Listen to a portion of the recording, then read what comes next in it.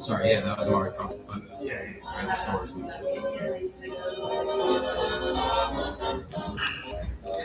So we are now in the Winchester Dondero Cultural Center theater, where we are now going to have our senior storytelling showcase.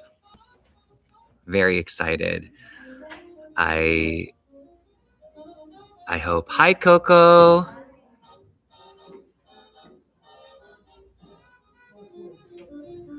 Hi, Edwin. We're just watching the slideshow.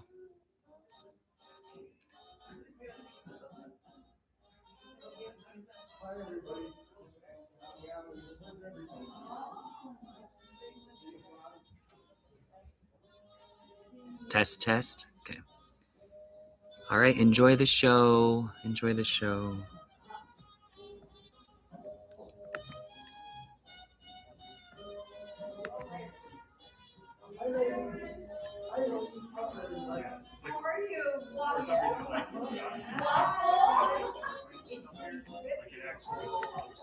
Is that what I just saw? Yeah. That's what happens. Wow. Yeah. Sometimes it happens like if I touch like one of the music stands here or something like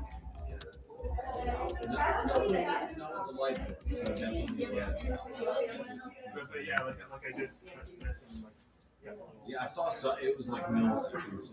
But yeah, I look at it like temporarily. Oh wow. It's really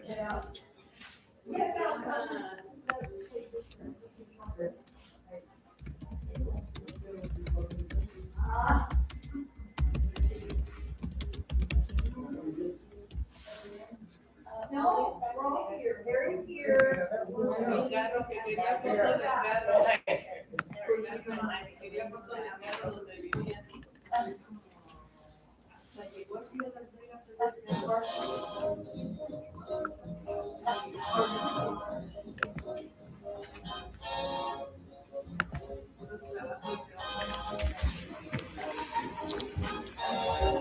All right, Aaron.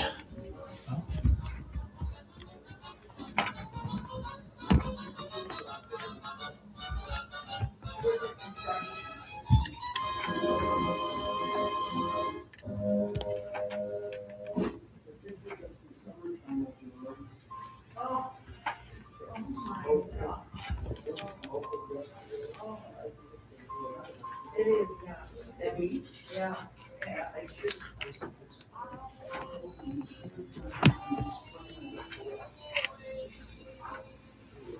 Okay, so it's kind of hard, you guys, to see the screen behind us, but at least you could hear the show and see the show. And I'm just so grateful that you're here to support us.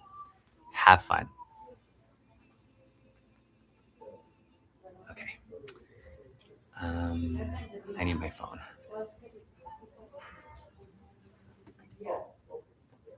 Oh, yeah. Thanks.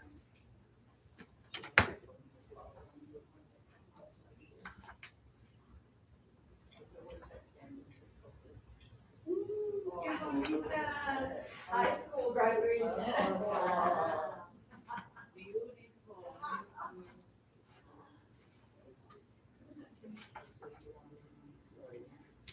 My mom. No, Carmen. Carmen. With my mother, my father, and my brother. My chair, my brother, and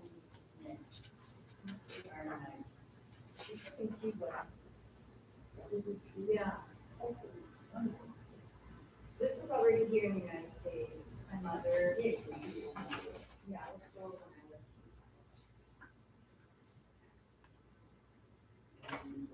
No. We lived in the projects when we first came from Cuba. Yeah, Ruben, can we do 12:45? Yeah. Okay. Is anybody here yet? Yeah, there's a line already. No way. That's amazing. Yeah. There's a line for tickets and there's we're waiting outside right now. Wow. Wow. I'm sending the live stream link to my friends that we're live already. So. Oh, okay. Yeah. Okay. And then, lives close by there. That kind of mission. I have a lot of it. My partner and I, we have a photo session. Coco, Yes. I'm sending you the live stream link. We're live. Okay. So I sent it to your messenger. Is that okay? Yeah. Thank you. So you can share it with your family in the Philippines.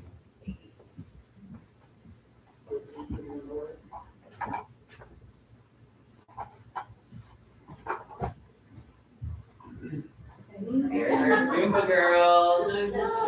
Yeah. Dancing is the best exercise. It is. And if you have a good teacher. Ah, se ve como si fueran unas alas ahí. Oh, yeah. Like, it looks like I have wings. Ajá. It's up. Yeah. Oh, that's cute. That was Ruben that did that flyer. Oh yeah? Uh-huh. That's good.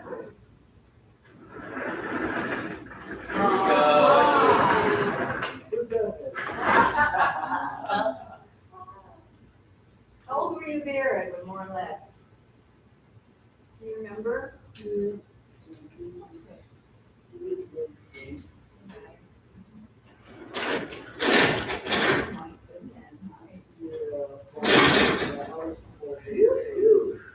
I don't know how to whistle, so I have to do. Oh, Carmen, we're live. Can I send you the link so you can send it to your mom? I don't think my mom's gonna do it. Okay. Honestly.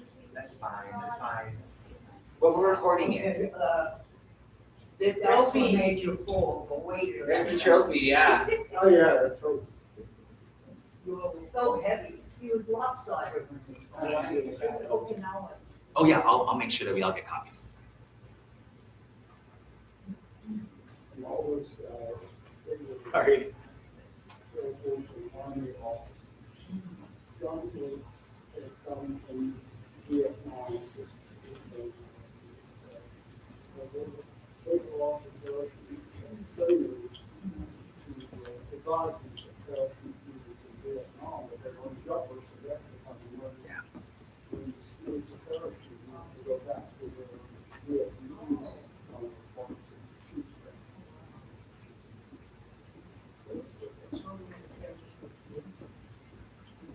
Oh yeah, what is it, Coco? Do you have his script that I can hole punch and put it in Oh, the yeah. folder? I don't know if I can do it. Do you mind, in the men's dressing room, do you mind doing it? There's a black binder, I picked a black binder now, so it's not so white on the Oh, mic got stand. it. And then the hole punch is in my little bucket. Okay. All right, Erin. When the audience comes in, Right here, you're in the plane, right? just start with "I just might" instead. Okay. Since we only have like 15 minutes anyway. Sure. Yeah, that should be good. Okay. All right. And then the other playlist is called SS Bridge Showcase. Okay. So just go back here and then SS Bridge. Okay. Just make sure. So like the Giant Steps is, and then this is your intro music. Yeah, And then just keep playing it until we all leave the theater. Okay. Yeah. Sounds good. Okay.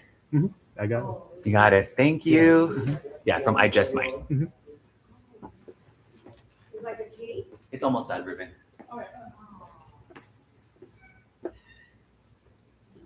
There's Coco, and there's your wife.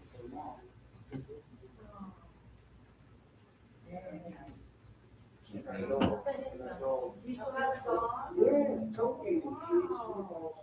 So Ruben, you're all set with the mic stand? Yeah, there's already a mic stand preset over there. Coco. Yeah. I love that one. What time is it? 1:45.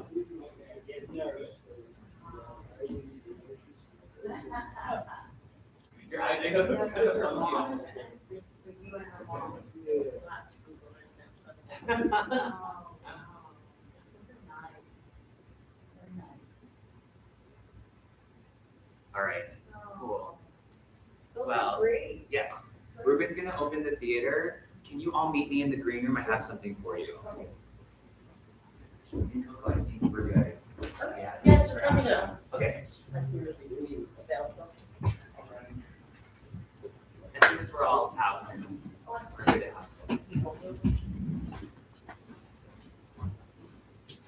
Here I am. And what, how you doing in the back? I wanted to see the pictures. Did they show up good back there? Ruben, Daniel, Aaron, are you guys good? You know, Yeah. pictures are Yeah. still- Yeah. How do I turn on these lights? These extended They're not exactly. they're it's a little button They don't- on the light. Yeah, well, you're an artist, so you could. Oh, there. Be pretty. Matt can just leave the title card up, right? Yeah. All right, thank you. I was opening the house. Okay. Do they want their stuff? On the chairs here? Oh, They'll be yeah. coming back out, right? What? They'll be coming back out, right? Let me get it. Okay. No, yeah, we're all gonna be coming out, yeah. So Dweezil Zappa booked a show in December. Did you see that? No, I didn't see that actually. Yeah. I Hey. forget where it is now, but it's one of the strip I'm venues. over here, so I you can't see. definitely already grabbed a ticket for that. Yeah. Oh, Oh, you mean before? Yeah. Yeah, I'll start here, yeah. Give me a Yeah, hug. my trip. It's been a while since he's been like here. You're Yeah, amazing. in Vegas. Oh. Because yeah, most of his tours like tend to skip over it, or like every couple tours he'll finally end up here again. Mm-hmm.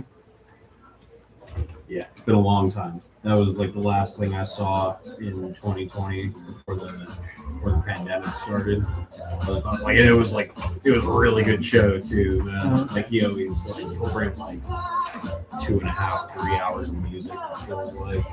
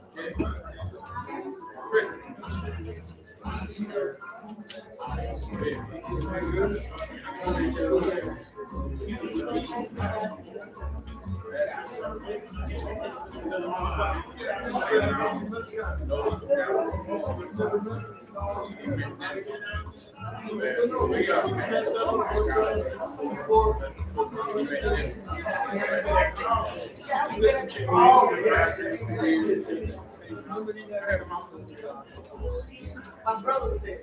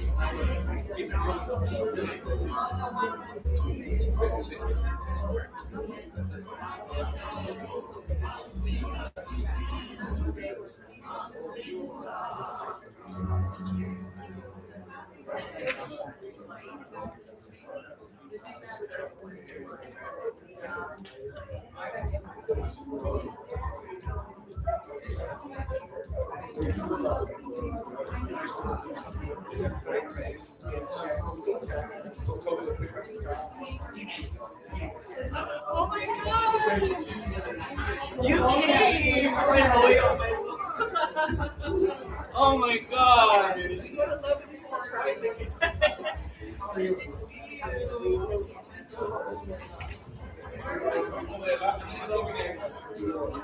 Thank you so much. Oh, I love you. Thank you.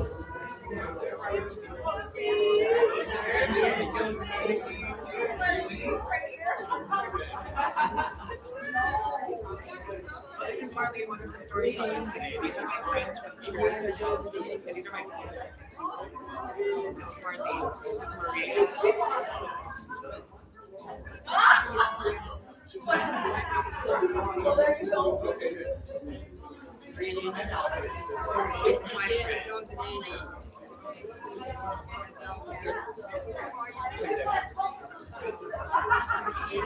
Randy's my friend. It's Anna Jones. That's why I'm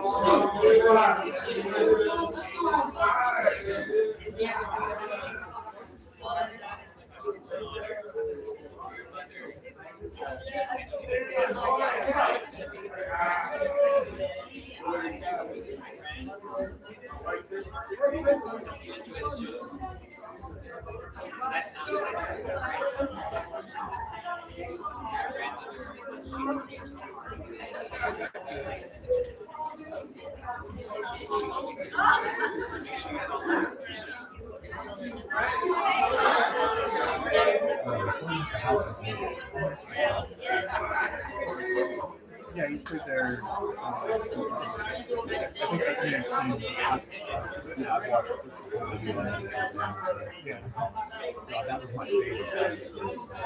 That time, right after the dude with the throw, and the multi-instrumental. He had Sean Coke, that one guy. I'm sure you know. It does sound really cool. She sings a lot of cover bands here. Okay. She's got like, yeah, like, I think I've probably, The songs that were choosing to do with her. I love that. Like, you create like the people in the band, and then all of a sudden you create a little, like, in her case, I'm doing like the repertoire for all the songs. 50-50, John. Man.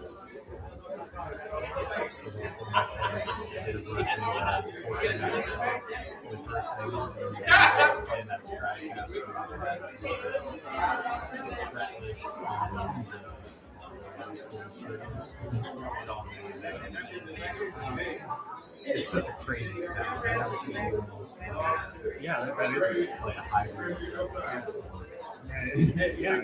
You know, I mean, it's cool when it's like these stuff like that that actually makes sense. Are you familiar with like the that one bass has got this groove that like you click on and they go like one you go like a whole step and half step and yeah. I forget what band. Right.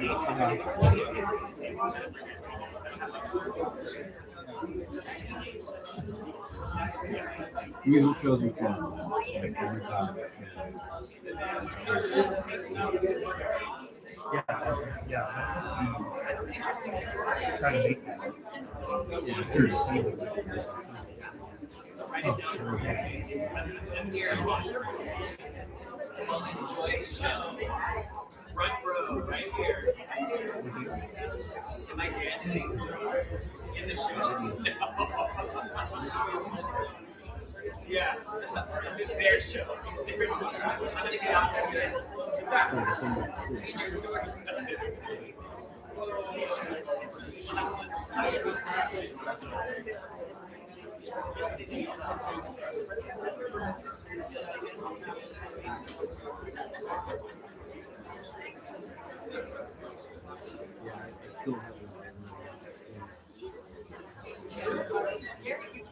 Oh yeah. Thank you so much. I mean, yeah, I haven't been there in really long time. I've been to Brooklyn. I have. Yeah, it's just like, that was the first venue I ever went to in town when I was like 14 years old. Yeah. I've been there since I went to. Yeah, it's it's a little smaller than Brooklyn, but it's the kind of same. That's one of my favorite bands in that playing. So that's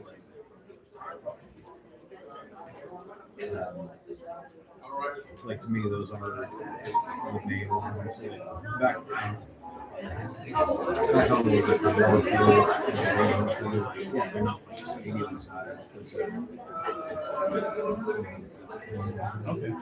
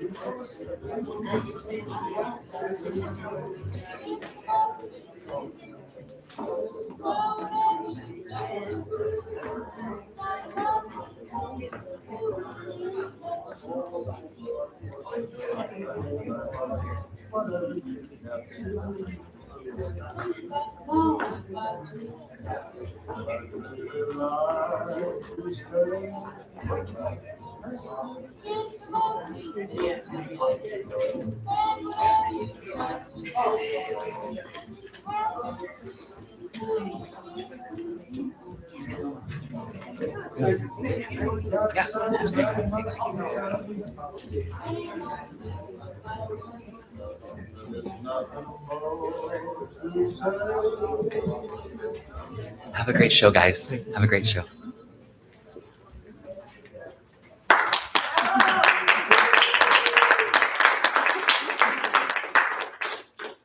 Hello and welcome to the Winchester Dondero Cultural Center and Theater. I am Vanessa Valdivia, a cultural specialist here. Before we begin, I'd like to go over some housekeeping items. First being that we're trying to keep the theater clean, so please no drinks or food in the theater except for bottled water. Next, we have restrooms located outside the theater to your right across the front desk. We'd like to note that we're currently having issues with the sinks, so there is no water in the sinks, but we have put out hand sanitizers. In the case of an emergency, please know we have emergency exits here in the theater, but if they're too full with people, feel free to go out through the front and out the front doors. And lastly, please silence your cell phones. We are so honored to host the first annual senior storytelling event, The Bridge, connecting the past to the present. The Bridge has been a product of a 2-month-long senior storytelling workshop, led by our wonderful instructor, Chris Aguilar. Participants from our workshop will take the stage and do their final performances. After the showcase, we have a small reception here in our center for everyone to mingle and get to know our senior storytellers. So once the event is over, you're going to just go past the front desk to your left-hand side for the reception. Thank you for joining us in celebrating creativity and storytelling, and thank you for your time.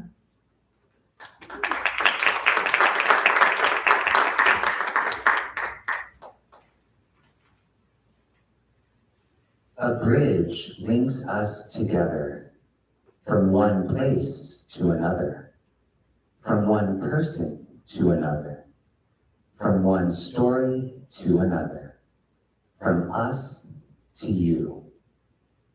As we cross this bridge, let us remember all our stories, from the past to the present. Marlene, Harry, Angelina, Mari Carmen, and Edwin, are you ready to move these people across our bridge?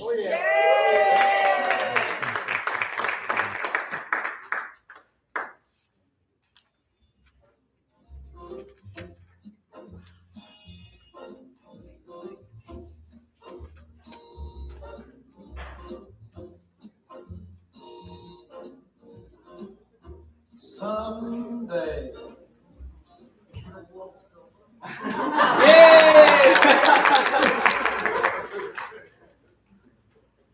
Good afternoon, everyone. I'm so glad you could all join us.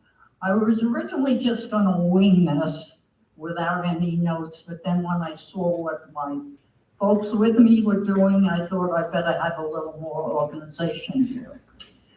So before my Vegas move in July of 2021, I was 87 years old then, and my family were worrying about me. So I ended up moving to Las Vegas, the Sin City, with my car and lots of furniture. I was born in April 6, 1934, a resident of Bayonne, New Jersey, which is directly across from New York City. And my neighborhood was like the United Nations, mostly first and second generations from Europe, because I was on the East Coast. My mom was from Connecticut, an Irish Catholic. My dad from New Jersey, a German, English Protestant. And in those days, that was something. A household of 8 when I grew up. And in those days, many people in the area where I lived had the same kind of a setup, because there was not Social Security in those days, and I don't know how great pensions were either. So my grandparents lived with us, my mother and father, and I had an aunt with a cousin who was a year old when his father died. And that he had appendicitis. They had no penicillin in those days. I have a younger sister who was several years younger than me. And my neighbors looked out for each other. And we walked everywhere. We walked and walked, because most households had one car, and it was the father who had the car because he was the wage earner. So the car would go off in the morning to work, and then you had to wing it from then on. In grammar school, I started when I was 4.5 years old, and I graduated in 1947. I was a very good student. And in my grammar school years, then World War II broke out. So in between my grammar school years, and with us being so close in New Jersey to New York, and there was also a Navy base in our town, we had air raid practice drills, and my father was the air raid warden for our street. We had dark shades on the, as I recall, on the windows, and we had these practice drills. And I could go on and on about a lot of that, but I better get going on. I was a good student through the school years. I took high school academic courses, and the only thing they had open for women in those days in the city I lived in was being a cheerleader or a majorette, neither of which interests me. So I took basketball. I joined up for basketball, and I was quite tall for my generation because I was 5'9". And the CYO, which was a Catholic Church organization, and they were all over the city. We had quite a few games and things, but we were walking everywhere. There were buses we could take, but I think the walking part was good, and you had no fear, even if you were by yourself. I was enrolled to go to college in Pennsylvania, but decided I wanted to go in another direction.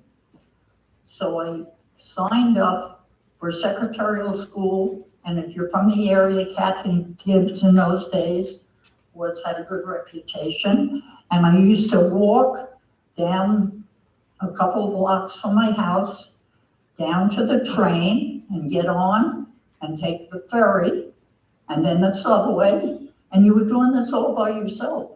And you were 17 or 18 years old.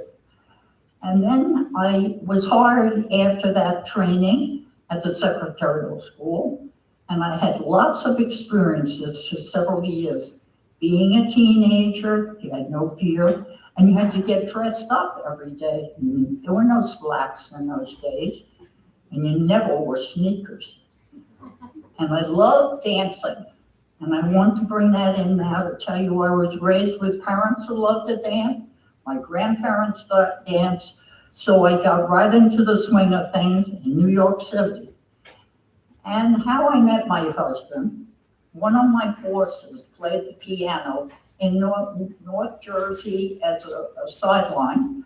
And when he heard me talk about loving to dance, he said, "You've got to meet this man that I know that loves to dance." So we did meet. We met at the Jersey Shore on July 4th, and we were engaged in December at Christmas, and we got married the following July 9th. And my husband was an engineer with Westinghouse in Bloomfield, and we lived in an apartment for a couple of years, and I still commuted to New York to my job. But then, through those years, the Garden State Parkway opened up, which opened up a lot of farmland for homes to be built. So we got involved on getting a home, and before we even moved in, I was pregnant with my first child, and in those days you had to stop working. So 200 new homes were built where I resided, and I lived in that house for 65 years. We had 5 children in 7.5 years, and a station wagon with no seatbelts. We got a pop-up trailer, and we traveled many places.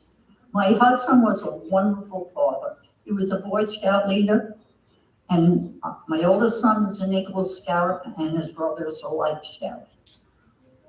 They all have gone to college, and through the years, meeting people from different areas and different jobs, they ended up all over the country. So we did a lot of flying. 2 of my children lived in England at different times with their jobs. And then my husband and I flew very often when they all gravitated out to the West Coast for high school graduations, college graduations, and now we're doing weddings.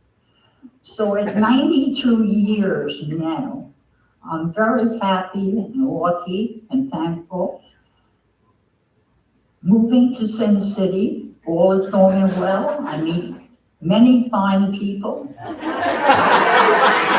And who are out here, many of those fine people. And I keep active and dancing. I still love dancing and exercise often. I want to give a thank you to my friend and neighbor, Elizabeth, for guiding me to the Winchester Center with their fine staff. And Carmen, who is with us, with her great strength and Zumba classes. I'm still driving my old Toyota, and I'm licensed until 2030. But I don't drive far because I'm not that crazy, and I don't want to lose my license. And to end this story, as I said, I'm still driving, and I have an old Toyota, and I want to thank Christopher, who is running this show, for his diligence and great patience in this undertaking. And as my finale, I have thanked everybody, I think, and I want to give my final wish, a little bit of humor in it. My wish is that I take my final breath on a dance floor. Yeah. Thank you.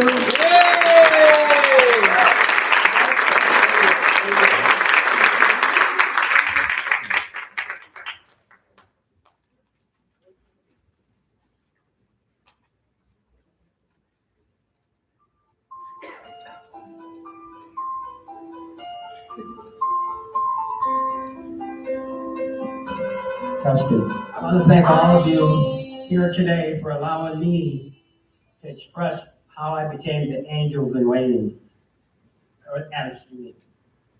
The Indiana Jones of the Angels film. Thank you.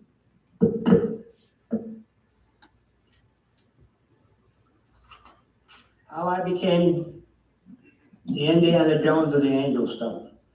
I had $5,000 in the bank working at the Bellagio. 3 years perfect attendance. Till I met this woman, Tina, who was born 65 and a half years ago, 3.5 months premature. They wrote her up a miracle baby. After meeting Tina, I became $120,000 in debt. Fired from the Bellagio. Arrested twice. My 2001 four-wheel drive repoed. I owed the library, and unemployment was suing me. And the last thing she said, Harry, don't set yourself up for a fall, but if you are, I'll always be there for you. That night she passed away in her sleep, and I had to call 911, and they took her out. I lost everything. Became homeless for 10 years. Being homeless was easy. In the early 1982 to 86, I spent 4 years up in the San Bernardino National Forest, 7,500 feet in the mountains, and I was the nature director of their programming with the diabetics and the kids from Inglewood. These little kids would come up with their Kmart sleeping bags, and it was my job to feed them and take them out on a trail and sleep outside without a tent or a cabin. And these kids were scared. So my job was sleeping outside for 4 years. 10 years homeless, I worked for my temporary agency. I worked for Labor Max for 19 years. 10 of them I was homeless. In that process of being homeless for 10 years, I had 6 storage units. Only my clothes. I picked up 250,000 stones. I went through A to W in the alphabet. Each alphabet was 1,200 photos. So I had an excess of 25,000 photos of these images and rocks. Now I had to do something with the photos, so I got some graph paper and started my handwritten files of this thick. Of each stone, I identified it, what it was, and I graded it, weight 1, 2, or 3. The first photo would be, I put it in a box, it would be box art. And then the second photo would be a multiple, if there was 1 or 2 stones. The third would be the single. So I did this through 25,000 photos. In the process of identifying my actual photos, I came up with the Christmas collection. Number 1 is baby Jesus. Number 2 is adult Jesus. Number 3 was the Lamb of God. The number 4 was Saint Nick wearing glasses. The photo ain't that great, but you can see the, in a smaller version, you could be more predictive. And the last one is joy. Now, how I found this stone is one night on my gathering, it was my very first storage unit of 6. So I know it was in the beginning. I found the jade stone. I put it on the shelf. 2 weeks later, I'm walking down the street and I found this joy necklace. The necklace is on the left side. You see it, J-O-I? Green, white, and yellow. So I said I had the jade stone. And I had the necklace. So I went to my storage unit and I remember I was looking for the stone. Next thing I know, I'm in the storage unit. I had the jade stone. And when I put the joy next to the stone, I got joy in stone. It's a miracle, folks. That's the jade stone story. Another story I have is when my father was helping a neighbor. He was helping remodel his basement, working on a table saw. And I guess he cut his hand on the saw. And the little neighbor came over and pounded on the door and said, Harry, your father just cut his hand on the saw. My father wants you to watch us. He took your father to the hospital.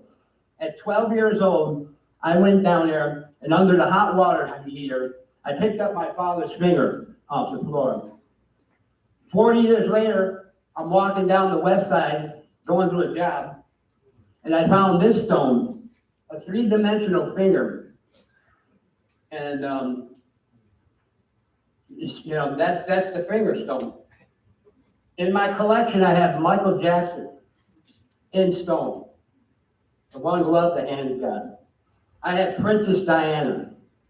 I even have a hippopotamus. You're not seeing them, but I had them, but I have a hippopotamus because Oprah turned me down for all these years. So the story goes, I spent over $30,000 in the past 15 years storing my artwork, and I still to this day pay $217.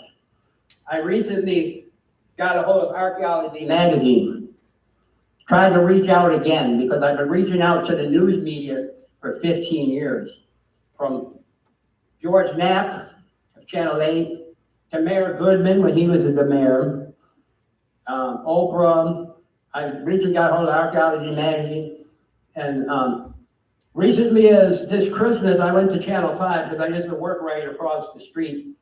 And I go on the Channel 5 with Jesus in stone. I have him in my here. I have actually Jesus in stone. If anybody wants to see it after the show to verify. So I take Jesus in the stone to the Channel 5, and they look at it and no, we don't want it. To my surprise, that same Christmas this year, they did a story on a church that had Jesus on a tablecloth. They turned me down, but did the tablecloth story. And when I viewed the tablecloth, I didn't see it because, I've mastered the ability to depict certain things. Over the course of 15 years being homeless, I've managed to have a red and white. I got my HD flesh tone. I got black and white. And to this day, if I went down to Sunrise Park near the airport, walking from McDonald's to Eastern, there's a black and white landscape. And if I had a camera crew with me today, right now, 5 minutes from now, I could walk down there and I could gather and I could show you museum quality stones. So I want to thank all of you for being here. And one day, when you see me on the big screen, you can tell your grandkids you met the Indiana Jones and the Angel Stone. Thank you. Yay!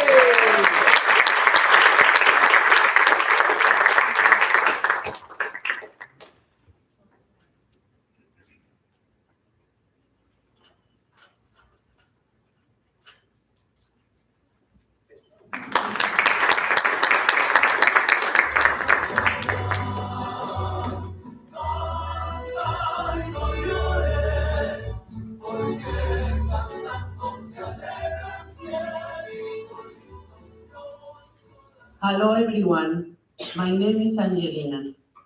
I was born in a little town in Mexico. When I was 10 years old, my mom would sometimes take me to the market. We would buy flower pots, seeds, and soil. She told me to prune and give the plants love. She told me to talk to them and hold them so they can feel my warmth and grow healthy. Throughout the years, I lived in different houses and transformed the gardens with a lot of flowers. I really like to see the bees, birds, praying mantis, and more pollinating creatures that reach my gardens. Gardening is my passion. I still teach in my family how to garden. When I was little, I would pick the fruits from the trees that my grandma planted.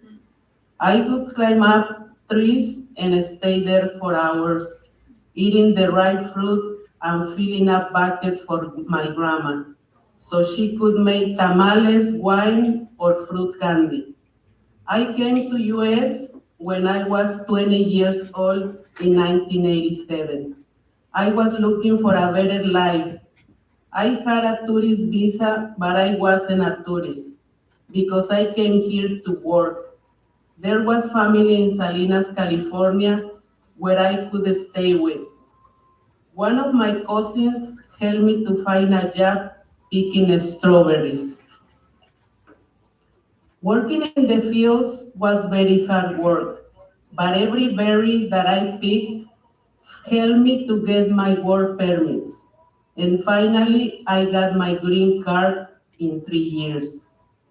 It was 1987, and if anyone undocumented worked 90 days in the fields, they would be eligible to start the process of getting work permits, thanks to President Ronald Reagan and the Immigration Reform and Control Act of 1986. I moved to San Jose, California to look for a different job. I didn't know anybody in the big city. I didn't have enough money to rent a place to live in and was forced to live in my car. I stayed near a park so I could wash up to go look for a job.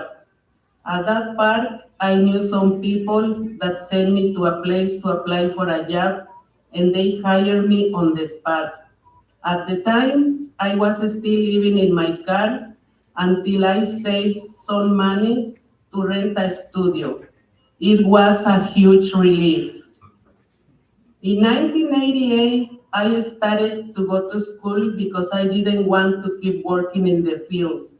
I only had a ninth grade level education, but I worked hard to get through ESL classes, security guard, and get my GED. All of this was possible at the Center for Employment Training, and in 1989, I got my certificates.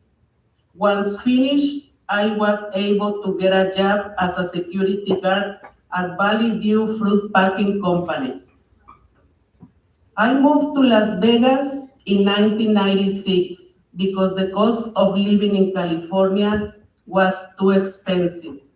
I had to work 2 jobs and it was too much. Here in Las Vegas, it wasn't that expensive. I joined the International Laborers Union Local 872. I had to go to training classes like OSHA, forklift, and CPR in order to get a job. That is hard work for a woman. Sometimes I had to dig holes with a pick and shovel with no shade around. And I said to myself, what am I doing here? But I had to feed my children. They motivated me to keep going. It was a big struggle being one of the only women working in construction because of the discrimination I faced. They looked down on me and had low expectations of me. They thought I couldn't do a man's job. I had to work twice as hard to prove myself valuable as a worker. The same men later on apologized because they had thought I was lazy and getting money for their work. Some were even envious because I was earning the same money or even more than them. Another struggle I had to deal with was being the first to be laid off every time there was no work. I had to look for different jobs to maintain my family. I survived Sin City by being a hardworking person and being the leader of my family, teaching them the good values in life with God in our hearts, giving Him thanks every day for all the miracles that we receive in life. In the year 2000, I became a US citizen. I was so happy I had reached one of my goals. In December 2025, I retired from the Laborers Union. In February 2026, I started coming to Winchester Cultural Center, where I have met wonderful people, and I am very happy to participate in this senior storytelling. Thank you very much, and God bless you.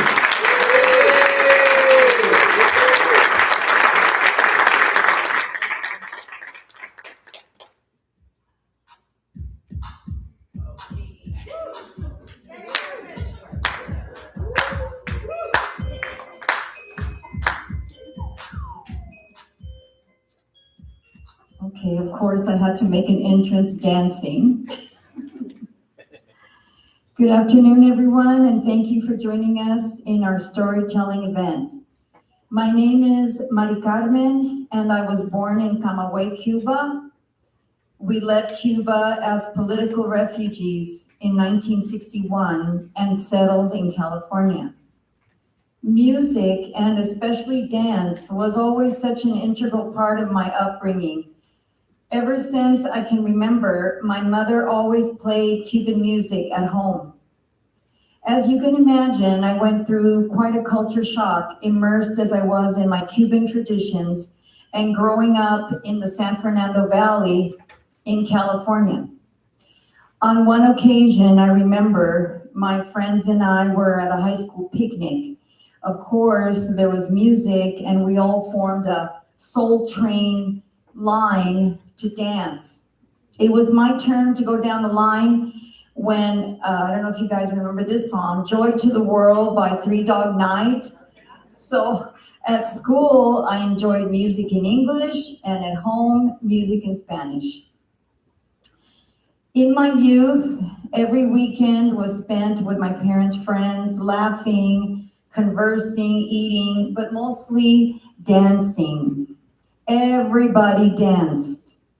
Those were such memorable times for me because I saw that every single person that was dancing was happy. And I grew up with a love for dance. As a teenager, my mom put me in flamenco classes, and I loved it.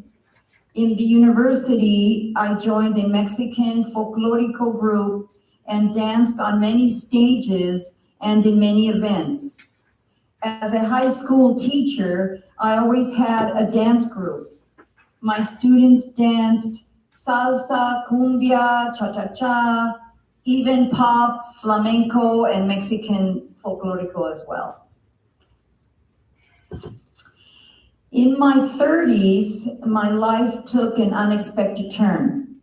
I was performing flamenco at a venue called Dreams. At the same event, I had seen on the flyer that a handsome Costa Rican singer would be performing that night as well.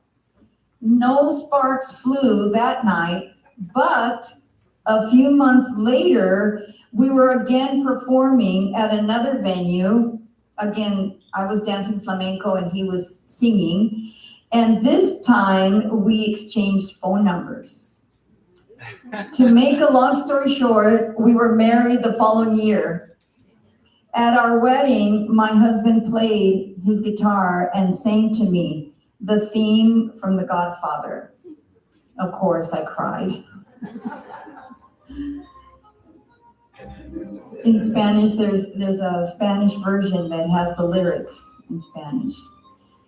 And dance continued to be an essential part of our lives. If there's a dance floor, we're on it. We just really, really enjoy dancing with each other. Once I retired from teaching in 2016, my husband and I decided to move to Las Vegas, where my mother was already living. Because she was elderly, we thought it would be best to be close to her and take care of her. I had been teaching Zumba in Los Angeles, so when we moved here, I really missed my classes. One day, my friend Mapi, who's a cultural event coordinator here in Las Vegas, told the cultural coordinator here in Winchester, which is Irma, about me being a Zumba instructor and how we needed to have fitness classes here. And that's how my dance journey continues. Not only do I teach Zumba, but I'm also teaching senior stretch, Zumba Gold, which is a low impact dance fitness, and Zumba toning, where we use weights while dancing. I have met the most wonderful people at the Cultural Center, and not just my students, who are fabulous, by the way, but everyone who works here. My time here in Las Vegas has been extremely enjoyable, especially since I'm able to share my love of dance and fitness with others. And if you're ever at La Bonita Market and you hear the music, because they always play music, just dance. I know I do. Thank you all for coming.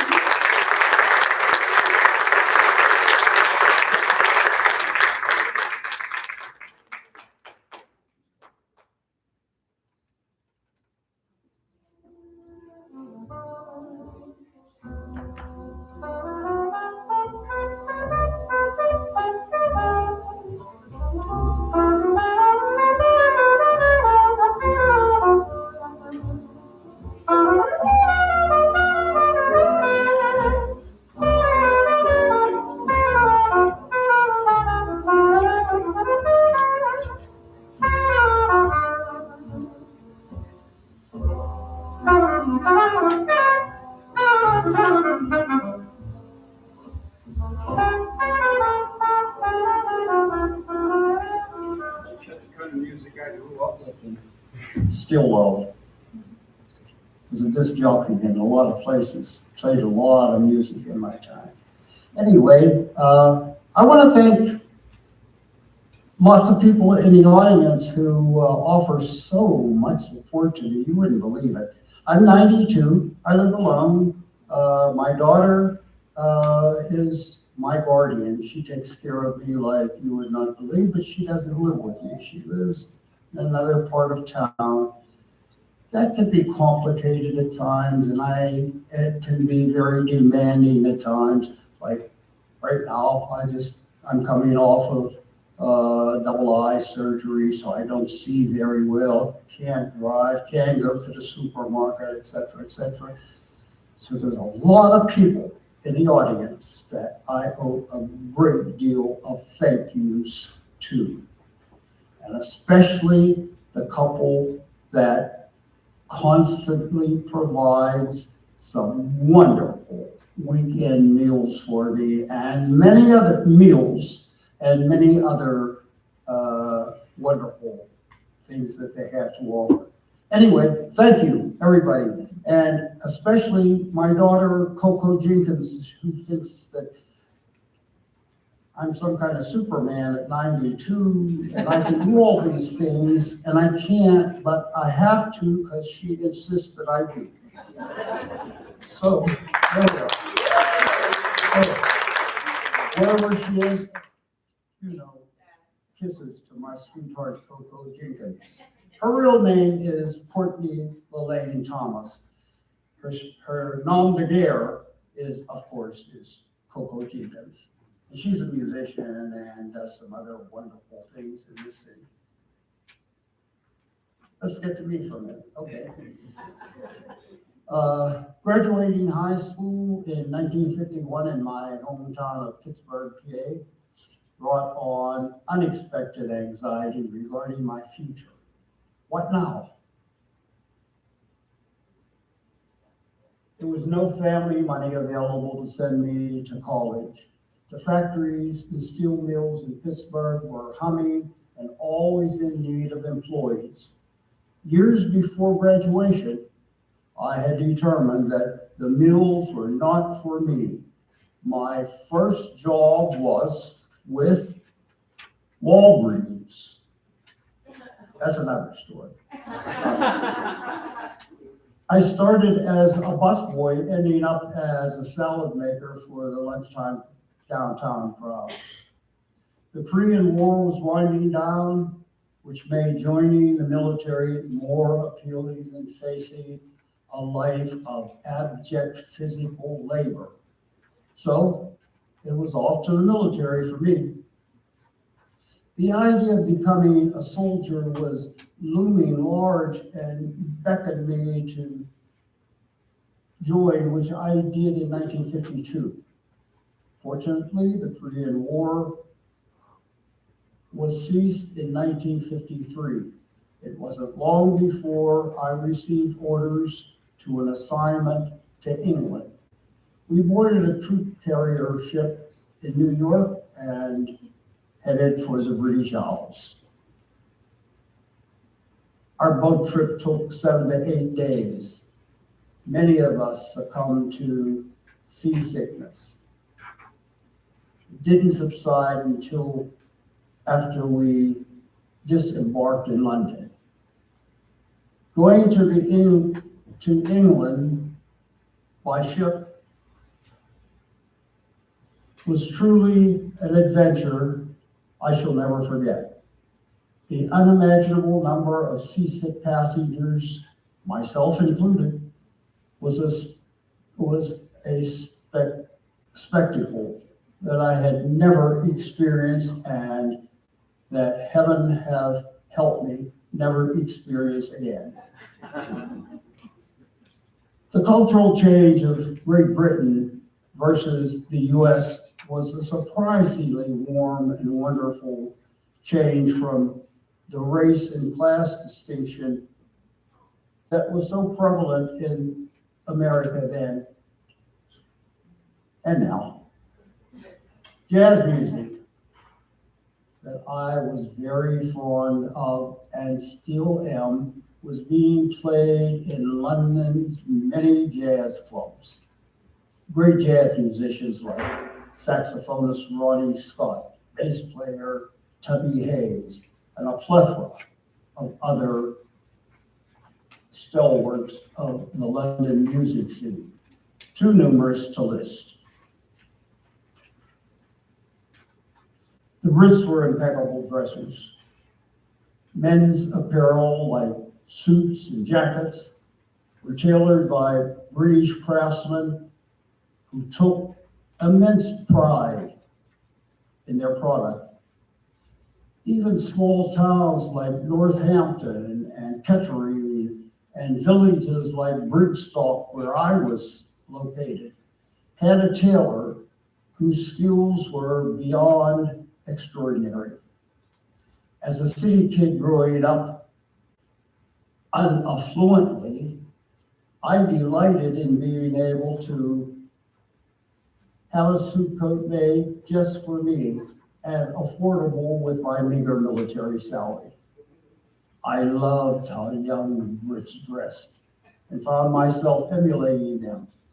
Far cry from the morbid attire that I wore to high school.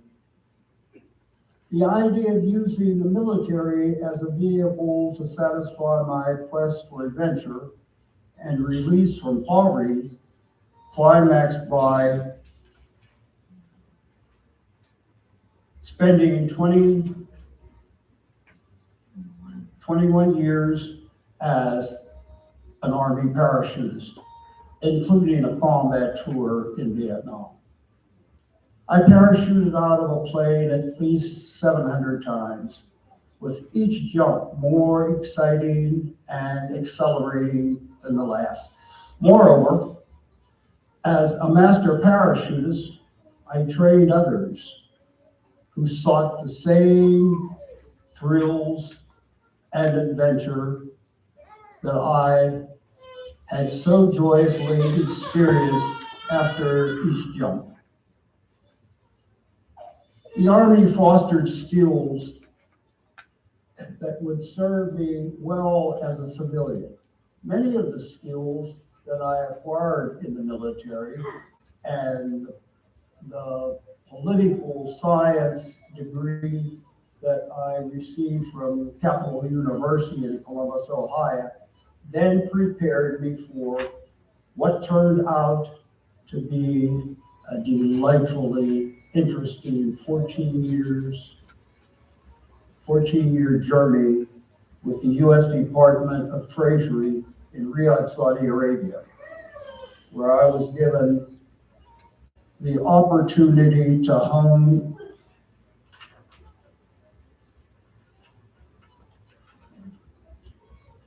ever more demanding skills. While in Riyadh, I met Coco, my daughter's mother, who was a neonatal nurse at King Faisal Specialist Hospital and Research Center. That hospital was basically for the royal family, private use. Coco's mom and I courted for a few years, got married in Costa Rica. Shortly thereafter, Coco was born in the same neonatal facility that her mother had worked in prior to her journey to Saudi Arabia. After a brief sojourn in Manila, we relocated to my hometown, Pittsburgh, Pennsylvania. The cold winters prompted us to look for a more moderate climate. A friend of mine who lived out here invited us to come out and take a look around. He thought this kind of climate was, since I had lived in Saudi Arabia, would be just ideal for me. And as it turned out, it was, or is. We were smitten by what we saw here. And after 30 years, we now happily call Henderson our hometown. That's it.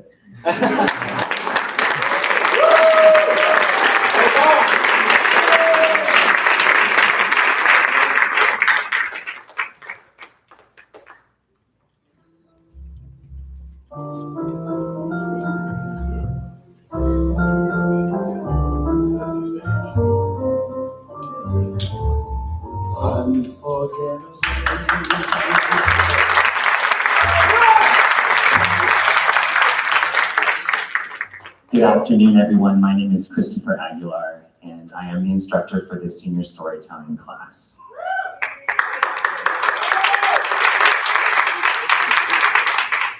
I want to say a wonderful thank you to our participants. We did start with a number of students, and these are our surviving students. So give them another round of applause.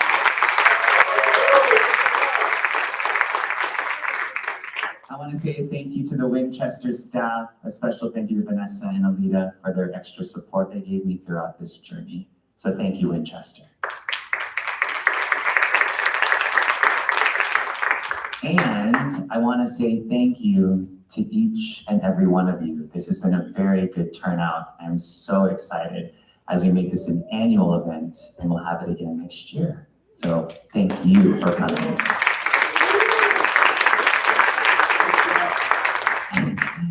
We are going to get to know each other a little bit better at the reception, which is right down the hall past the front desk to your left. We're going to have some coffee and some donuts. You get to know some of the storytellers and myself. And my parents are here. I just want to say thank you, parents, for being here. I love you, and thank you for always supporting me. Okay, so once again, I'll see you all next year, I hope, right, for Senior Storytelling Part 2. And if you're interested in joining, definitely let Winchester know, and then you can take the class with us. So have a wonderful afternoon. Thank you. And then one big round of applause for everybody on stage.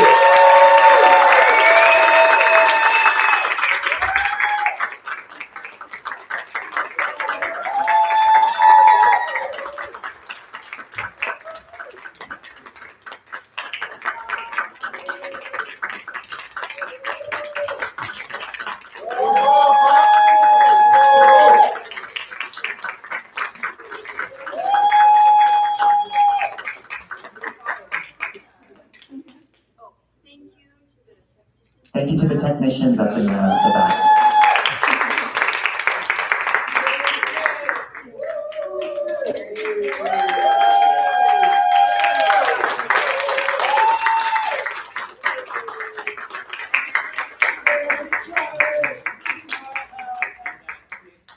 If anyone wants to take any group photos, we'll stay here for some group photos, and then we'll meet you in the reception. Thank you.